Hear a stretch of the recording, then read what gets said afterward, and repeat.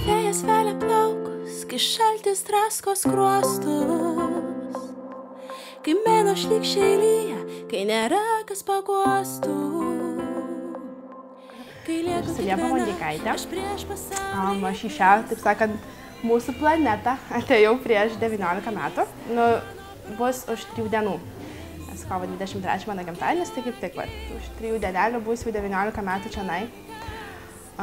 Esu studentė medicinos ir tam tikiu labai dėliu savo prioritetus. Tai kol kas mano gyvenimo nežinau. Mano nuomonė keičiasi labai dažnai, bet kol kas tai yra pirmoje vietoje, apie ką aš galvoju daugiausia laiko skiriu šitiem dalykam. O antroje vietoje, kas mano gyvenimo užima labai didelę vietą, tai yra muzika. Aš esu, kaip sakant, jaučiu, kad esu muzikos vaikas. Esu gimusi su muzika ir tiesiog kuriu dainas, paties rašau, labai tą mėgstu patį kūrybinį procesą visą. Kai visos dienos karčios, kai lieku tik viena, aš prieš pasaulį visą. Aš turbūt pradėjau kurt kažką galvot, kai tik tai atsėdau prie pianino, kai tik supratau, kaip yra rašomos natos, rašoma muzika. Ir tiesiog tai būdavo pati pradžia, tai būdavo labai tokie elementarūs, mėgėjiški šiaip pagrojinėjimai. Ir paskui tiesiog jaučiau, kad kažkaip reikia save išreikšti, kažką jaučiu, kad kažką noriu pasakyti, kas yra aplink mane, kas vyksta mano gyvenime. Ir tiesiog pradėjau rašyti. Iš pradžio eilės įvairios, o paskui mėginau tas eilės sujungti muziką ir tiesiog. Bet tai buvo labai jaunystė. Aš tiesiog man būna taip, kad man nėra, kad ten ateina 3 valanda, dabar einu ten prie pianino, turiu būtinai atsisėsti ir ten save forsuoju ir verčiu, ten turiu kur dainą. Taip nėra. Tiesiog, tu pajauti, kad tau reikia kažką, kad tu pradedi mintise, tau skamba kažkokios melodijos, kažkokios žodžių, eilutės. Ir po truputį ten, tai net, bent jau man kaip ir aš nežinau, kaip kitiems žmonėms, kurie kuria muziką, man vienos dainos sukūrimas trunka tikrai pakankamai ilgą laiką. Aš toks esu žmogus, labai mėgstu, kad viskas būtų labai gerai ir labai viskas teisingai ir viskas, kas noriu pasakyti, kad turi būti pasakyta. Ir sakau, man vieną dieną trunka sukurti, minimum kokį mėnesį, bet ir aš sakau, po posmelį, po eilutę, ten vis kažką pagroju, vis išgirstu kažkokių naujų idėjų. Tai po truputį dėlioju, lipdau tokį kaip mažą, iš detalių, kaip Lego kaladėlį, ir kol pastatau kažkokį tai namelį. Ir dabar norėjau visada, man bet ko negana, žinau, ko aš netikiu meilę. Tokia labai, nežinau, kaip tokia šita daina iškrentanti man yra iš mano visų to dainų sąsiuvinio, tokia labai iškrentanti iš konteksto. Žinokit, net nežinau, tiesiog, buvo tokia istorija, bet čia yra susijęta su mano drauge, kurią toks asmuo buvo labai įskaudinęs. O aš toks esu žmogus, kuris šiuo momentu, ir dar nežinau, kiek turbūt ilgai nieko neieškosiu, ir aš tiesiog turiu labai tokį savo požiūrį į visą šitą vyrų ir moterų santykius. Tokį keistą, gal iškreiptą tą požiūrį. Ir kad, net nežinau kaip čia dabar. Ir ta mano draugė buvo labai įskaudinta. Ir aš visą laiką prieš tai sakydavau, kad kam tau čia reikia, sakau, tu esi jauna, tu esi nepriklausoma, turėk savo nepriklausomybę ir netikėk tais gražiais pažadais, ką jis tau žada, ką jis tau sako, nes sakau, anksčiau ir vėliau, gali pasibaigtas. Ir jai pasibaigė ir aš paskui tą dainą parašiau savo draugiai. Vadinasi, ne tik meilė, bet tiesiog aš kalbėjau savo lūpom. Ir kad nereik tikėtis tų gražių berniukų pažadais. Sužavėt mane gudrais, gedalais, burbulais, negalais, paistalais, būt drąsus, atkaklus. Atsimenu, kai buvo įdėta, žinau, kai man parašė laišką, kad įdeda mano dainą į radio centrą. Ir ją pradėjo groti ir tos tikslios dienos neatsimenu, bet kaip ten kas buvo, bet žinau, kad mes važiavome mašiną, man atrodo, su mama. Ir ėjome per stotis.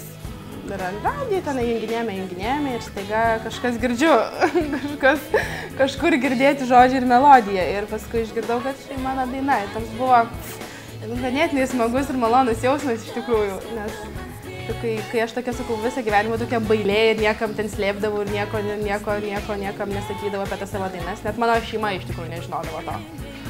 Ir kai jau atsakau, ten pirma daina, kaip ant sparnų išėjo, tai mano tėvai būdavo labai nustebę. Sako, o, sako, tai šaunuolė, kaip čia taip viskas gaunas, kad kuri, gerai, taip ir toliau. Labai džiaugiausi iš tikrųjų to tėvų palaikymo.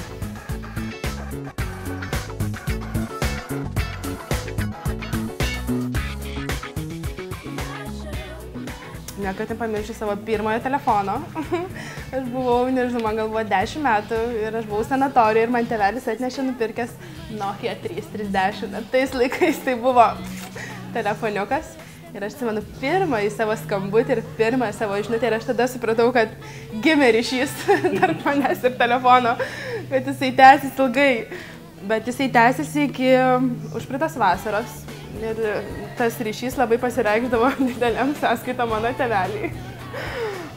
Ir buvo labai rimti pokalbiai tarp jų šeimoje, kad atimsim telefoną. Ir aš ten žadėdavau, klūpėdavau, kad tikrai viskas baigiu ten šitus skambučius ir žinučių rašymus. Bet taip neišėjo. Ir mano sesė, tokia jinai yra gudri labai. Sako, pamėginam, tarkim, kaip čia, nežinau, kaip susilažiname, lietuviškai skambė taip, susilažinam, kad sako, tu tikrai neištversi be telefono 3 ten ar 4 dienų. Sakau, aš esu avinas, tai aš tu ką, nesugebėsiu, tikrai galiu. Ir mes, prasidėjo, sakau, mes tas 4 dienas, iš manęs buvo paimtas telefonas. Tai buvo turbūt sunkiausi momentai mano gyvenime, aš kaip dabar prisimenu. Tas 4 dienas aš ištvėriau be to telefono. Ir aš pamačiau, kad, kažkaip, ne pasaulio pabaiga turbūt be jo būtų. Tada tos lažybos prasitęsė dar mėnesiui.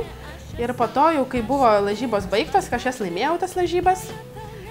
Ir man sesė jau atgrąžino tą mano telefoną, bet aš supratau, kad man jo nebereikia. Kad aš atradau kitų bendravimo būdų, kuriuos buvau užmiršusi.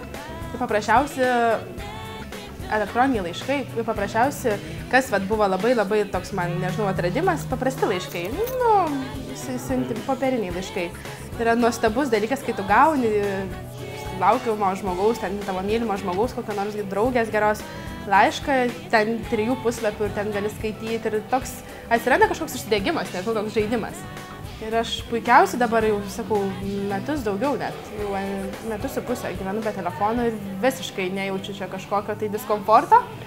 Ir visi su manim susisiekia, kada reikia ir aš su visais susisiekiu. Ten žinoma, jeigu ten susitari kur nors susitikti, ten atsitinka taip, kad tu nebegali, tavęs tas žmogus laukia, tu nesusitinki, tada prasideda pykčiai, bet, kaip sakant, taip yra, kaip turi būti, reiškia, tas pyktis turėjo būti vietoje ir laiku ir tiesiog aš kažkaip...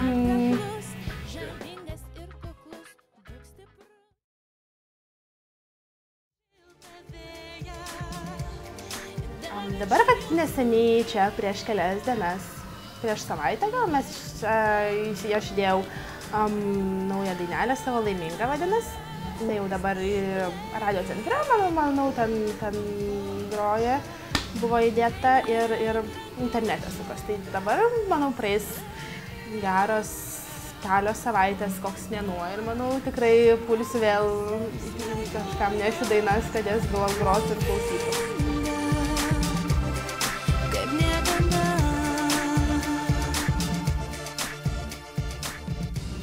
Kai užauksiu, būsiu dama gydytoja, daktarytė ir noriu būti, nežinau.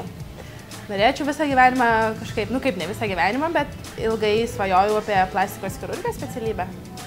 Bet tai yra pakankamai sudėtinga padaryti, nes tai yra daug kruopštumo, daug žinių labai reikalaujantis užsiėmimas, profesija. O dabar visai manyčiau, kad būtų neblogai, tarkim, kokią anesteziologę pabūt, manyčiau, taip papraktikuoti mėgčiau šitą dalyką.